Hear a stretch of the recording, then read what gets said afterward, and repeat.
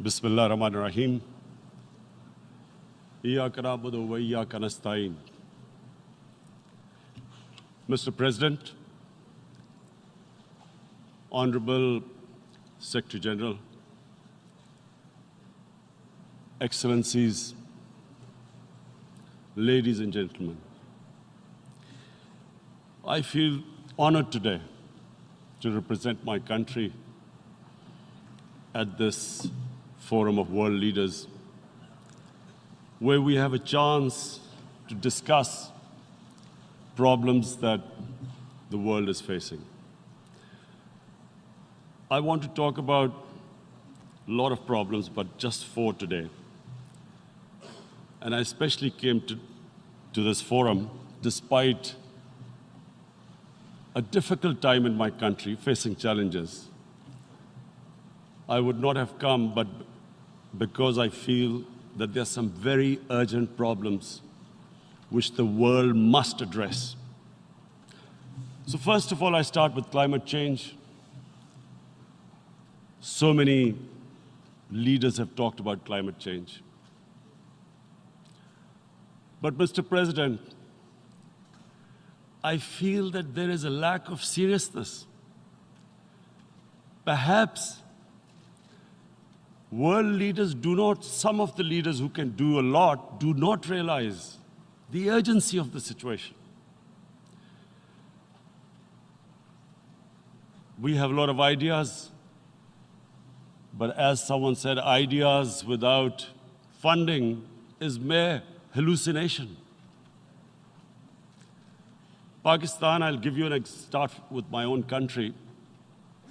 Our country is amongst the top 10 nations in the world which are most affected by climate change.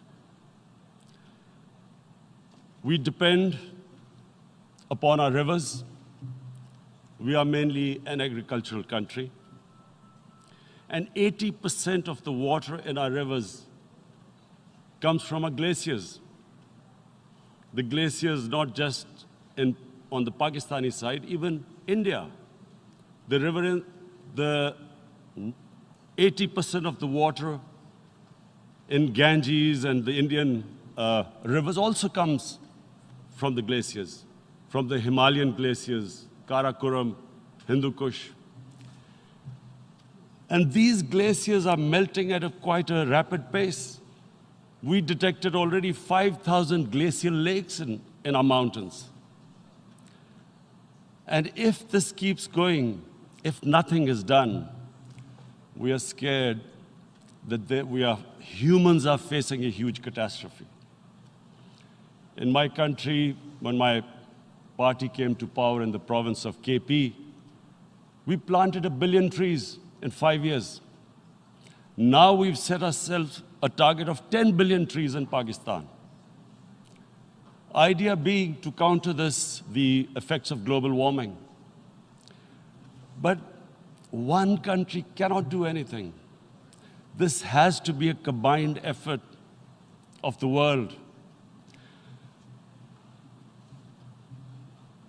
My optimism comes from the fact that humans, the Almighty has endowed humans with great powers. We can do anything, provided our survival instinct is stirred up. And this is really what I hope that the United Nations will take a lead in this. There must be more emphasis. Richer countries must be pushed.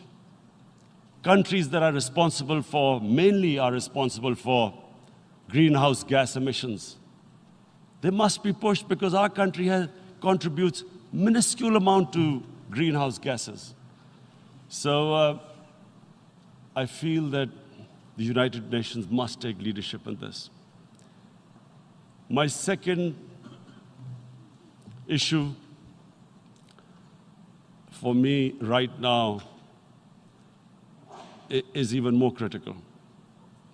Mr. President, every year, billions of dollars leave the poorer countries and go towards rich countries. billions of dollars siphoned off by the ruling elites of the developing world. And they find their way into Western bank accounts, offshore accounts, tax havens, expensive properties hidden behind companies bought in Western capitals. Mr. President, this is devastating the developing world. This is causing more poverty, debts. It's impoverishing the developing world. The difference between rich and poor countries is growing because of this. Money laundering, which happens because money leaves the poorer countries into rich countries, is not treated the same as, for instance, money from drugs or terror financing. The seriousness which terror financing and money from drugs, the way it is treated, it's not the same. The way the poor countries are being plundered by their elites. It's not happening. In my country, when I took charge of our government a year back, in the 10 years preceding that, our total debt went up 4 times. The debt we had accumulated in 60 years, just in 10 years, it went up 4 times. As a result, the total revenue we collected in 1 year, half of it went into debt servicing. How are we going to spend money on our human beings, 220 million people, when half the money is going into debt servicing? Because our country was plundered by the elites, the ruling elite. And easily they could get the money out. And when, Mr. President, we located properties in Western capitals bought by this money through corruption and money laundering, located the properties of these corrupt leaders, we find it so difficult to retrieve it. That money, if we retrieved that money, we could spend on our human beings. But it's so difficult. The laws protecting these criminals. We do not have the sort of money to have expensive lawyers and spend millions and millions of dollars.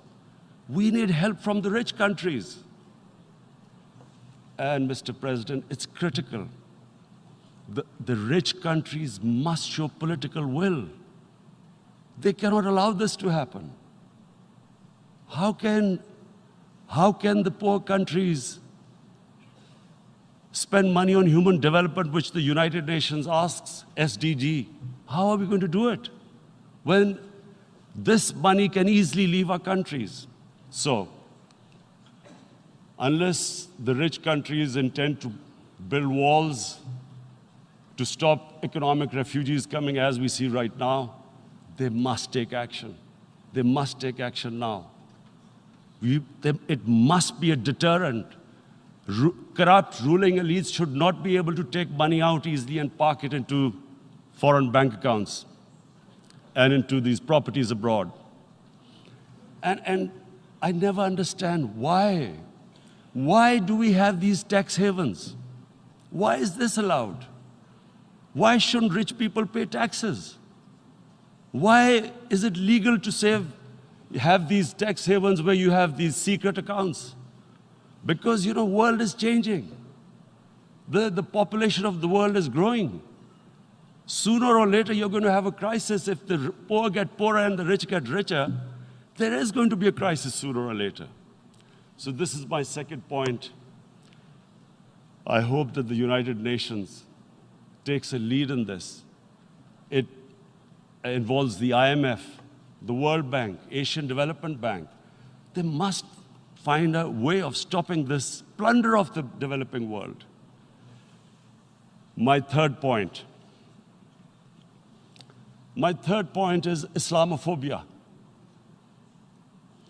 There are 1.3 billion Muslims in this world. There are millions of Muslims living in other countries, European countries, in the US, as minorities. Islamophobia, since 9/11, has grown at a pace where it is alarming. Human communities live together. There should be understanding amongst them. But Islamophobia is creating a division. Muslim women wearing hijab, it's become an issue. It's become an issue in some countries. Hijab is some sort of a weapon. A woman can take off her clothes in countries, but she can't put on more clothes. How is this happening? Because of Islamophobia. And how did this Islamophobia start? After 9/11. And why did it start? Because certain Western leaders equated terrorism with Islam. Islamic terrorism. Radical Islam. What is radical Islam? There is only one Islam, and that is the Islam we follow of Prophet Muhammad sallallahu alaihi wasallam. There is no other Islam. Radical Islam, Islamic terrorism, what message did they send to people in the West? And why is there Islamophobia? How is a person in New York, in the Midwest, in the US, in European capital, how is he going to distinguish between who is a moderate Muslim and who's a radical Muslim? Because terrorism has nothing to do with any religion. This Islamic terrorism, Islamic radicalism, and sadly used by leaders, this has been the main reason for this Islamophobia. And it has caused pain amongst Muslims. We in Muslim countries watch this Islamophobia traveling abroad, and it's getting worse. And may I just say, Mr. President, that in European countries, it is marginalizing Muslim communities. And we all know that marginalization leads to radicalization. Some of the people who ended up as militants in Syria and other places were from marginalized Muslim communities. And my point here is that we must address this issue. I'm sad to say that we Muslim leaders have not addressed this issue either. After 9/11, when this thing came about war against radical Islam, rather than Muslim leaders trying to explain to the West that there is no such thing as radical Islam, in all human communities, they are radicals. They're liberals and rest are moderate. All human communities, Christians, Jews, everyone has it. But Islam is not radical, neither Judaism, neither Christianity, neither Hinduism. No religion preaches radicalism. The basis of all religion is compassion and justice, which differentiates us from the animal kingdom. But unfortunately, the Muslim leadership was so scared of being called radical Islam that all of them became moderates. In Pakistan, we were in the eye of the storm, and our government coined a phrase called enlightened moderation. No one knows what it meant. But everyone started putting on Western suits that they were moderates, started speaking. Even those who didn't know English would speak English because they were moderates. No one had a clue what it was. Because we, in the Muslim world, did not explain to the West that there is no such thing as radical Islam. One of the reasons why, after 9/11, Islam was supposed to be equated with terrorism was suicide attacks. Because the 9/11 bombers did a suicide attack, all sorts of theories came up that the Muslims are involved in suicide attacks because they will get virgin in heavens. Some came up with, what about women, suicide attackers? So this bizarre thing happened. No one explained. Suicide attacks and Islam were equated. No one did research that before 9/11, the majority of suicide attacks in the world were by Tamil tigers, who were Hindus. No one blamed Hinduism, and quite rightly. What has Hinduism got to do with what desperate people were doing in Sri Lanka? We all know we've seen films about Japanese kamikaze pilots at the end of the Second World War doing suicide attacks. No one blamed the religion. But here we were trying to prove we were moderates and not explaining to the West. But the most important thing I wanted to say here today, in explaining this Islamophobia, Mr. President, and I feel it's very important because I played professional sport in England, I spent a lot of time there, so I know how the Western mind works and how West views religion. So where the misunderstanding about Islam came. And one of the reasons it caused Islamophobia. That was, in 1989, this book was published, maligning, insulting, ridiculing our Prophet Muhammad sallallahu alaihi wasallam. And there was a reaction in the Muslim world. The West couldn't understand what was the problem. Because in the West, because I have spent so much time in the West, religion is perceived completely differently. They don't look upon religion like we do. And so, Islam was supposed to be an intolerant religion.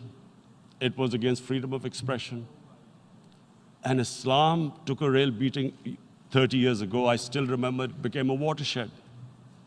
And every 2 or 3 years, someone would malign our Prophet, peace be upon him.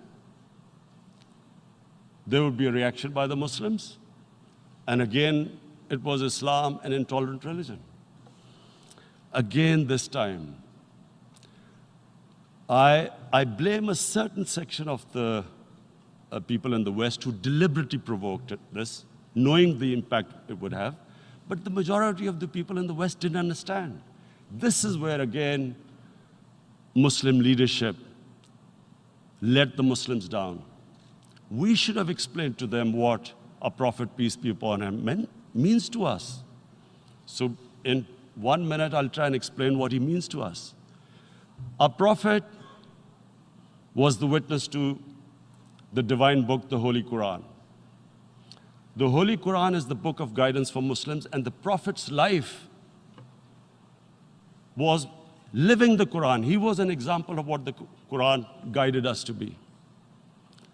So he is the ideal we all try to get to. The Prophet created the state of Medina, the first state in Islam. That state was the basis of a Muslim civilization which became the predominant civilization for the next 700 years. And what was that state? I hear such strange things about Islam, that it is against women, it's against minorities. The first state of Islam in Medina, it was the first time a welfare state was set up. The state took responsibility of the weak, widows, orphans, poor people, handicapped. It taxed the rich, spent the money on the poor.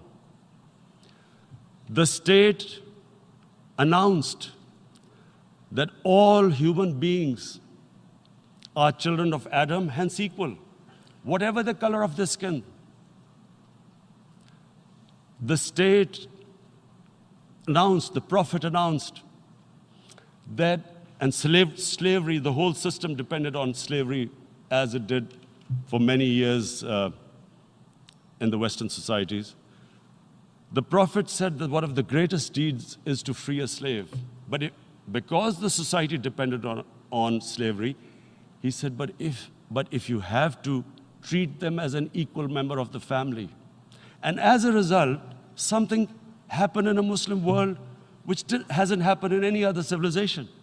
Slave dynasties appeared. Slaves became kings. The Mamluks, slaves who ruled Egypt. In India, there were slave dynasties. And then, with minorities, again, you hear that Islam is supposed to be against minorities. Let me just make this clear. In Islam, the Prophet announced that everyone was free to practice his religion. It was a sacred duty to protect the places of worship of all religions. He announced that every person is equal in front of law, whatever his religion or his color. And this incredible case, and I always quote this, that the fourth Khalifa, the head of state of Medina, he lost a court case against a Jewish citizen. So, number one, it showed there was a rule of law, no one was above law. And number two, that a Jewish citizen was an equal citizen. So, Mr. President, when a Muslim society is unjust to its minorities, it is going against the religion of Islam and our Prophet, peace be upon him. So, it is important to understand this. The Prophet lives in our hearts. When he's ridiculed, when he's insulted, it hurts. As we human beings understand one thing, the pain of the heart is far, far, far more hurtful than physical pain. And that's why the Muslims react. And I always thought that if I ever had the stage, I would try and explain this to the world community, especially to the Western community, because having lived in the Western community, people didn't understand this.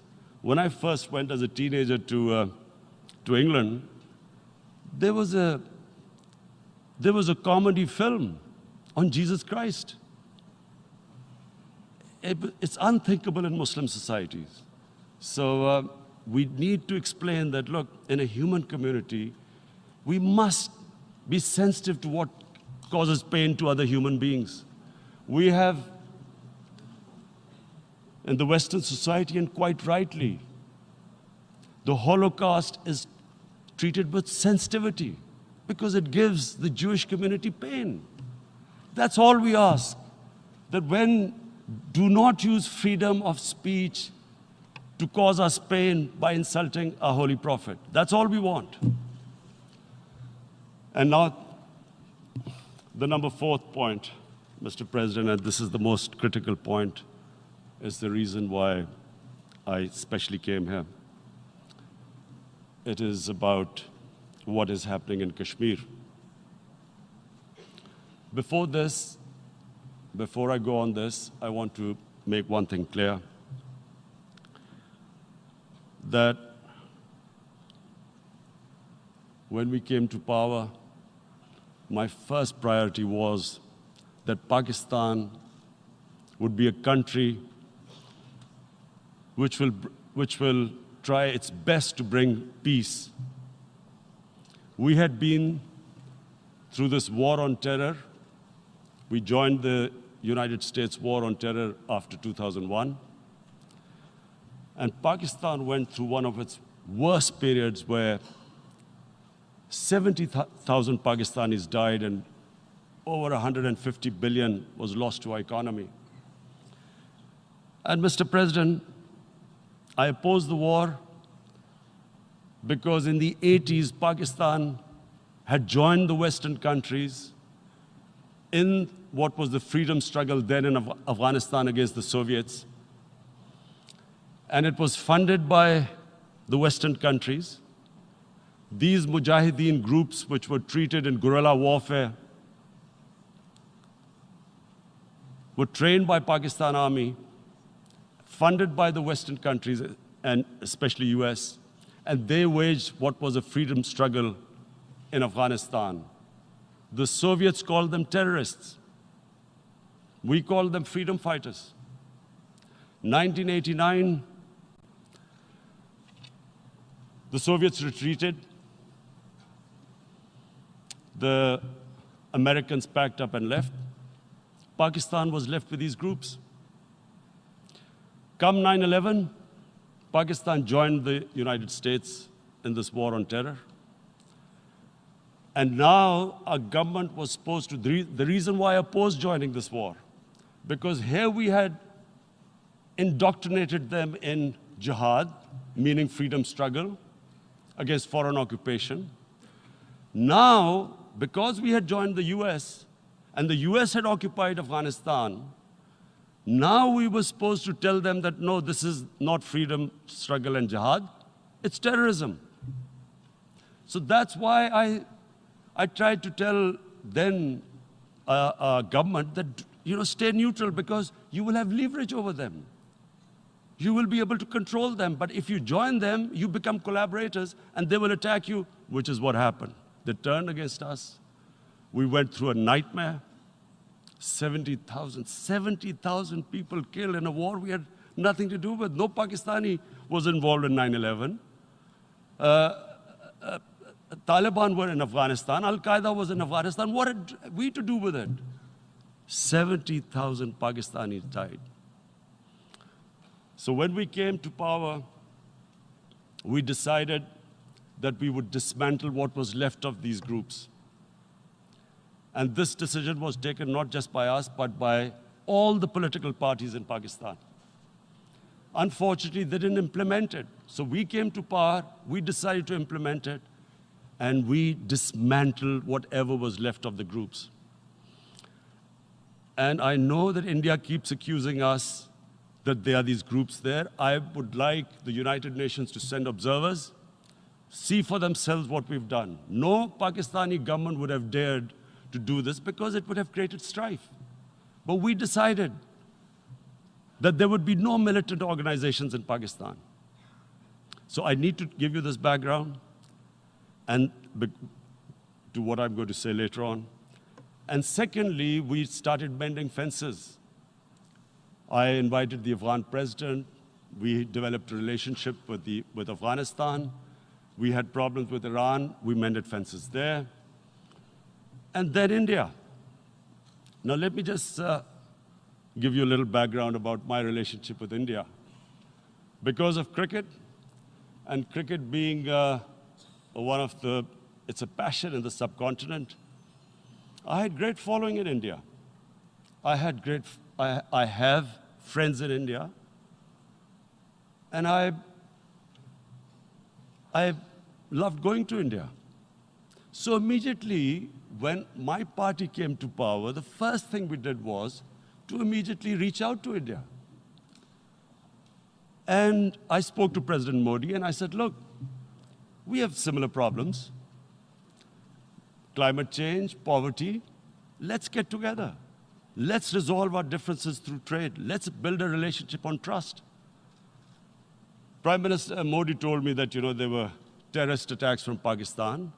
I said, we have problems with you. There are terrorist attacks which we know are instigated by India in Balochistan. We caught a spy, Kulbhushan Yadav, who admitted what the sabotage going on in Karachi and Balochistan. So we said, look, let's leave that behind.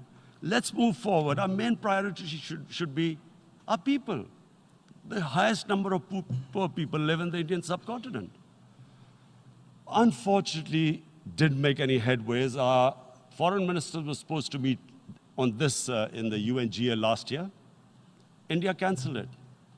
We thought that it's their election coming up. It's a nationalist, ultra-nationalist party. It doesn't want to cozy up to Pakistan. So we thought, okay, we'll wait till the elections. Meanwhile, a 20-year-old Kashmiri boy, whose father said was radicalized by the security forces in Kashmir, blew himself up on an Indian convoy. Immediately, India blamed us. I I spoke to the Indian public on television. I said, if you give us any iota of proof, we will immediately take action because we've clamped down on these groups. Rather than sending us any proofs, they sent their jets in, they bombed us. We retaliated. A jet, 2 of their planes were shot down, 1 pilot bailed out in Pakistan. We immediately returned the pilot, saying that, look, we do not want any escalation. Rather than taking that as a peace gesture, the entire campaign, almost the entire campaign of Mr. Modi in the election was how he had taught Pakistan a lesson that jets had killed 350 terrorists. Complete lie. They had just killed about 10 trees of ours, which was quite painful given that, we are growing all these trees. He then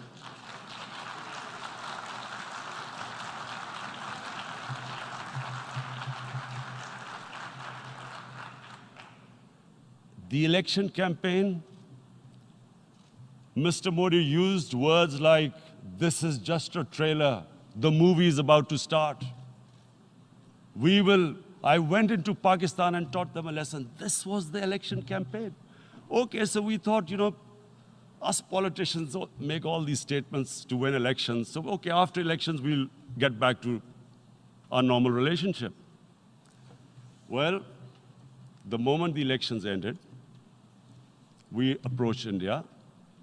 No response, but then we discovered they were trying to push us in the fat of blacklist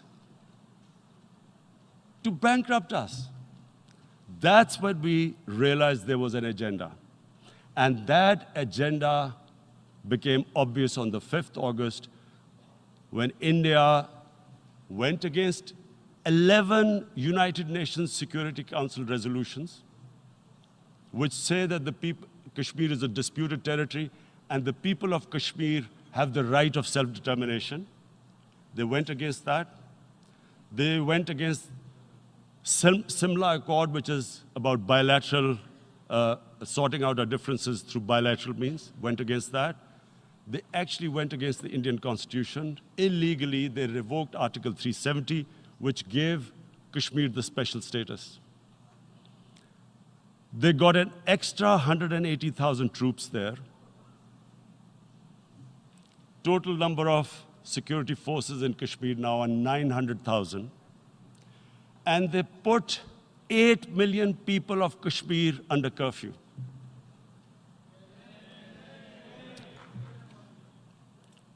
Mr. President, now I just briefly want to make the people understand, how can anyone do something like this? And for that, I have to explain to you what is RSS. RSS, Mr. Narendra Modi is a life member of RSS. RSS was an organization that was inspired by Adolf Hitler and Mussolini, came about in 1925. They believed in racial purity, racial superiority. They also believed they were an Aryan race like the Nazi believed they were an Aryan race. All that I'm saying can be verified. This is the time of information revolution. You can Google all this, what I'm saying. But it is very important for me to explain this to you so you know what is happening in India. This RSS believed in the ethnic cleansing of Muslims from India. At one point, there was racial superiority of the Hindu race.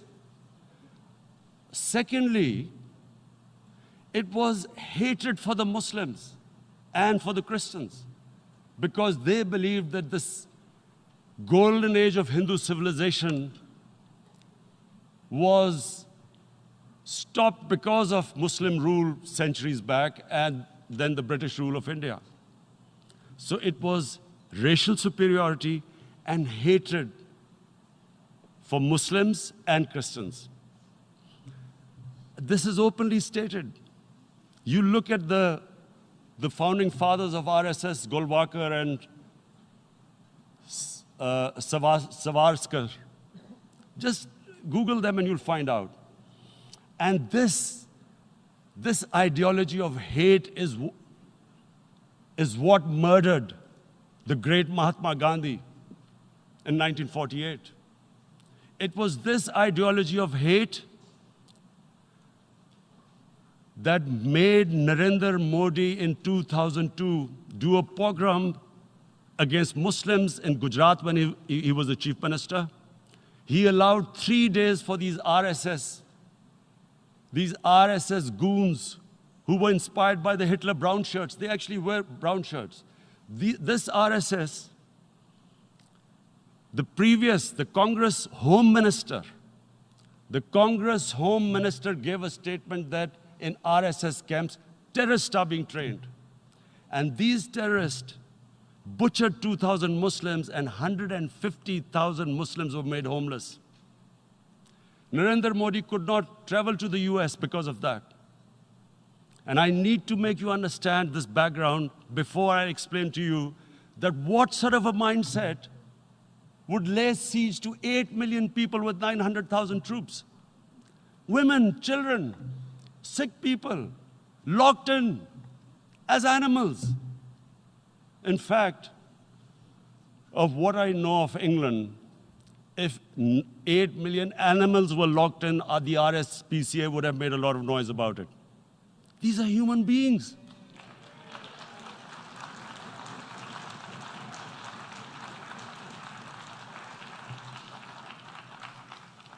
And Mr. President, what comes with racial superiority, these illusions of Aryan superior race, is arrogance.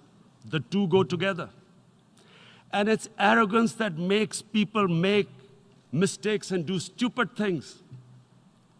Cruel things like what Narendra Modi has done. It's sheer arrogance. And it's arrogance that has blinded him from the fact that what is going to happen when the curfew is lifted? Has he thought about it? This hasn't been thought through. What is he going to do when he lifts the curfew?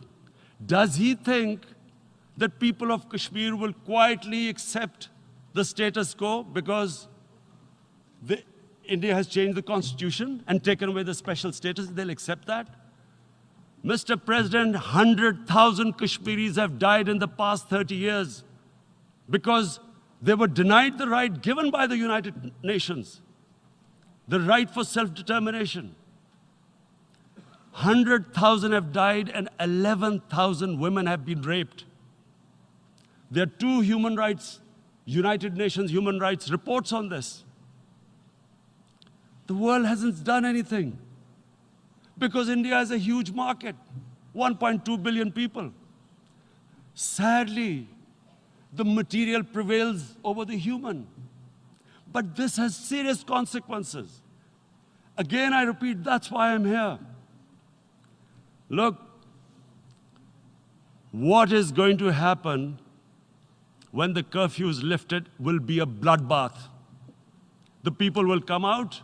There are 900,000 troops there.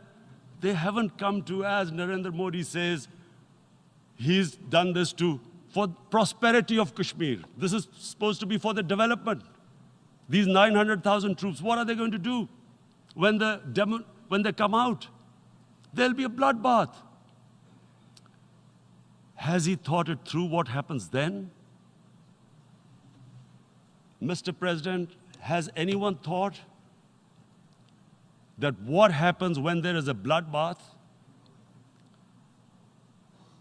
What do you think the impact will have on people of Kashmir? What do you think they will think? The way they have been boxed in their houses, treated like worse than animals, no rights. Thousands of all the political leadership has been arrested, taken out of Kashmir. Even those Kashmiri leaders who were pro-India have been taken out. 13,000 boys have been picked up and taken to God knows which destinations. So what do they think? What will the people of Kashmir do when they lift the curfew? They will be out in the streets. And what will these soldiers do? They will shoot them. They've already used pellet guns, blinded young boys. In the last 6 years, the 5 years, the oppression that has gone on in Kashmir. And so, Kashmiris will be further radicalized.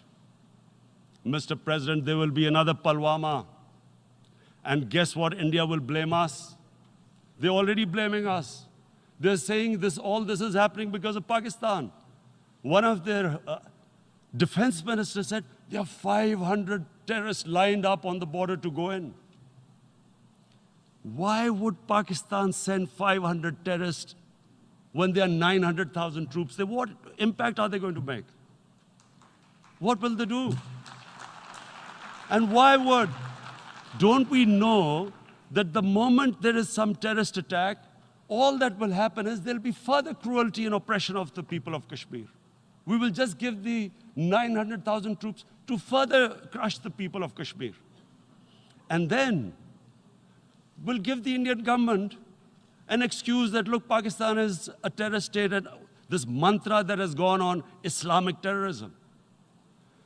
The moment you use this catchword, Islamic terrorism, the whole world turns away. No one talks about human rights. You can do whatever you want, which is what has happened in Kashmir, because they keep using this word, Islamic terrorism. And this is what they're doing right now. What do we benefit from further increasing the cruelty on the people of Kashmir? And why would we want this? But there is no other narrative left for India.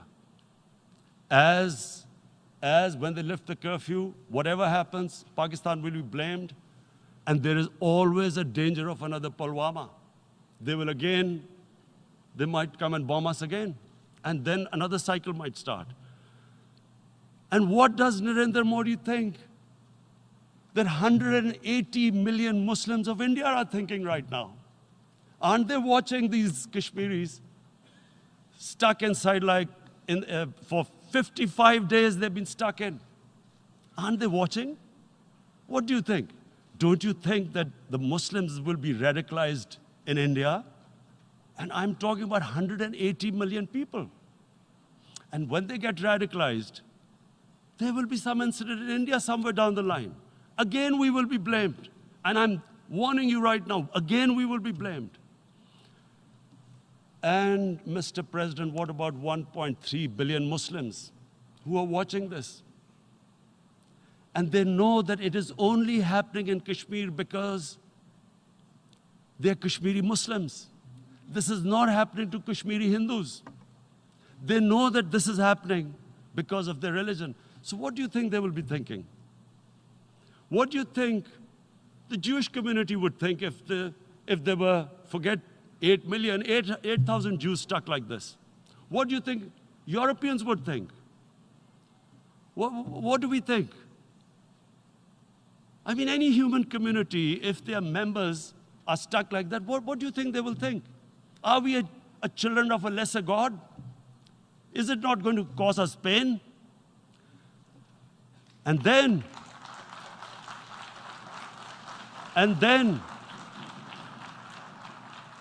I'll tell you what will happen. People will, in the 1.3 billion Muslims, someone will pick up arms. I know we've been brought up with films, Western films. This good, decent guy doesn't get justice. He decides to pick up a gun and start seeking justice. There was a film made in New York, famous film called Death Wish. This guy gets mugged by and his family, his wife gets killed or something. He can't get justice. He picks up a gun and he goes around shooting muggers. And the whole cinema cheers him on. So what do you think the Muslims are thinking right now? If there is a bloodbath, there will be Muslims becoming radicals, not because of Islam, but because of what they will see that there's no justice when it comes to Muslims. There were Rohingya Muslims, Myanmar, who are, God knows, almost 1 million people out, ethnic cleansing. What was the response of the world community? So what do you think will be the response of 1.3 billion Muslims? I picture myself. I'm in Kashmir. I've been locked up for 55 days. I have heard about, and there are rapes, Indian Army going into homes, soldiers. Would I want to live this humiliation? Would I want to live like that? I would pick up a gun. You're forcing people. You are forcing people into radicalization. When people lose the will to live, what is there to live for? And this is what, if you can do this to human beings, you are actually radicalizing people. And so, Mr. President, I want to repeat here, this is one of the most critical times. There will be a reaction to this. Pakistan will be blamed. 2 nuclear-armed countries will come face to face like we came in February. And before we head in that direction, the United Nations has a responsibility. This is why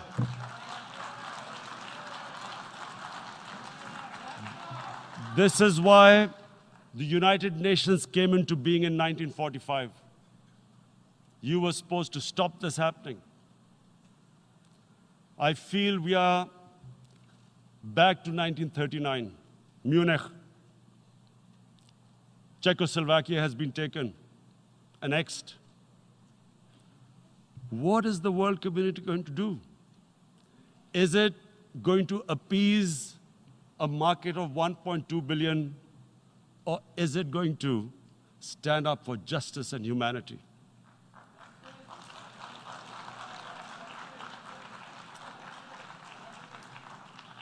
If this goes wrong, you hope for the best, but be prepared for the worst.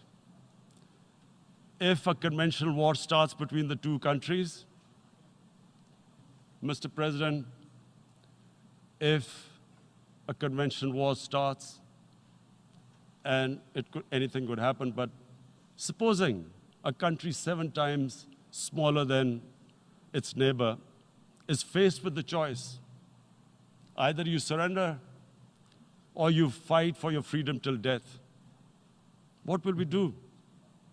I ask myself this question. And my belief is, La ilaha illallah, there is no God but one. And we will fight. And when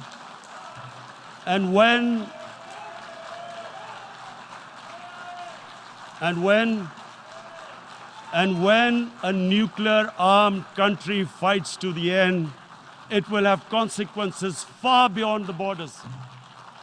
It will have consequences for the world, which is why I repeat I'm here. Because I'm warning you, it's not a threat. It's a fair worry that where are we headed? And I've come here to tell the UN, you've got to, this is a test for the United Nations. You are the one who guaranteed the people of Kashmir the right of self-determination. They are suffering because of that. And this is the time. This is the time not to appease like in 1939 appeasement took place. This is the time to take action. And number 1 action must be that India must lift this inhuman curfew, which has lasted for 55 days. It must free all political prisoners, and especially those 13,000 boys that have been picked up. Parents don't know where they've disappeared. And then the world community must give the people of Kashmir their right of self-determination. Thank you.